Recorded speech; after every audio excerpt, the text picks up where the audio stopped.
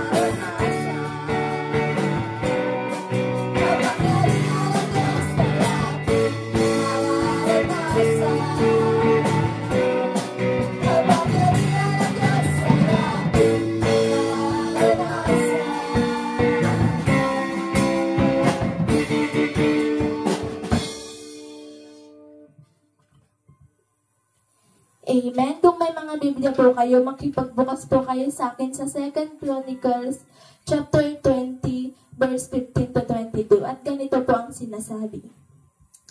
At kanyang sinabi, dinggin niyo, buong Juda at ninyong mga taga-Jerusalem, at ikaw na Haring Josaphat. Ganito ang sabi ng Panginoon sa inyo, huwag kayong matakot o maglupaypay man dahil sa malaking karamihang ito, sapagkat ang pakikipagbaka ay hindi inyo kundi sa Diyos. Bukas ay magsilusong kayo laban sa kanila. Narito sila ay nagsiahon sa ahusan ng Sis, at inyong masusumbungan sila sa dulo ng libis, sa harap ng ilang ng Jeruel. Kayo'y hindi magkakailangan na makipaglaban sa pagbabakang ito. Magsilagay kayo, magsitayo kayong panatag, at tignan nyo ang pagliligtas ng Panginoon na kasama ninyo.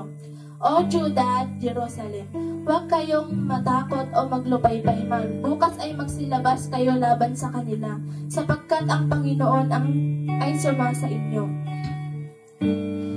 At ang buong Juda at ang mga taga-Jerusalem ay nagagpatira pa sa harap ng Panginoon na nagsisamba sa Panginoon. At ang mga Levita sa mga anak ng mga Kohatita at sa mga anak ng Koraita ay nagsitayo upang purihin ng Panginoon, ang Diyos ng Israel ng totoong malakas na tinig. At sila'y nagsibang maaga sa kinamagahan at nagsilabas sa ilan ng Tikoy. At habang sila'y nagsisilabas si Josaphat ay tumayo at nagsabi, dinggin ninyo ako, O Juda, at ninyong mga taga-Jerusalem. Sumampalataya kayo sa Panginoon ninyong Diyos. Sa gayo'y matatag kayo. Sumampalataya kayo sa kanyang mga propeta, sa gayo'y giginhawa kayo.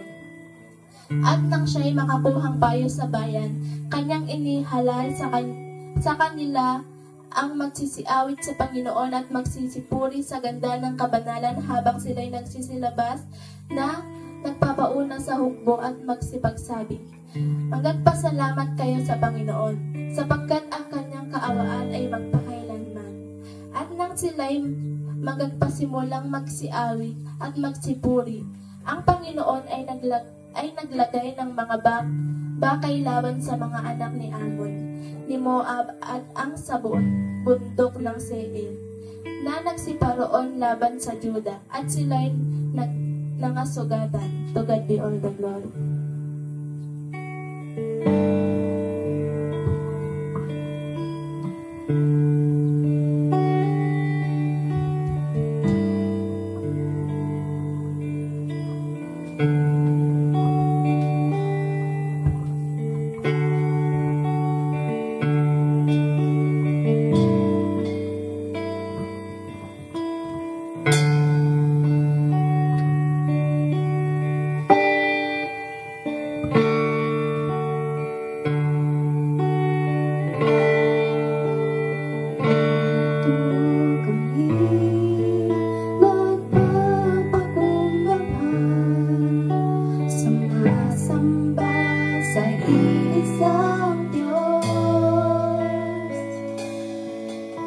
Hinahanap namin karita ng iyong mukha, sumasamo sa iyong pagkilos,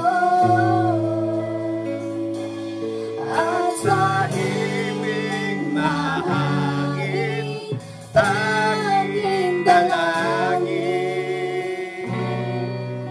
kaming nataguin. Narito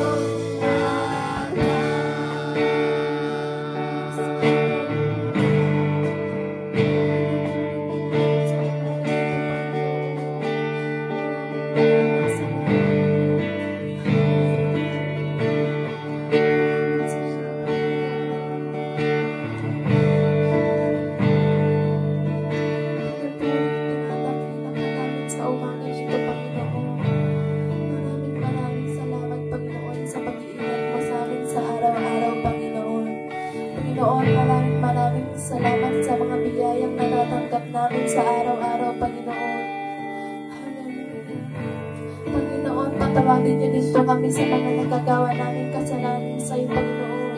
At sa mga wala pa, Lord God, ikaw na po ang siyang bahala sa kanila, Panginoon. Para po makadalo sila dito sa iyong bahay sambahan sa umagang ito, Panginoon. At sa aming pastor din, Panginoon, na magbabahagi po ng iyong salita, ingatan mo din siya palagi, Panginoon, at i-bless mo sa araw-araw, Lord God. Maraming salamat, Panginoon. Ito lang po aming samot dalangin sa matabis na pangalan mo, Jesus. Amen.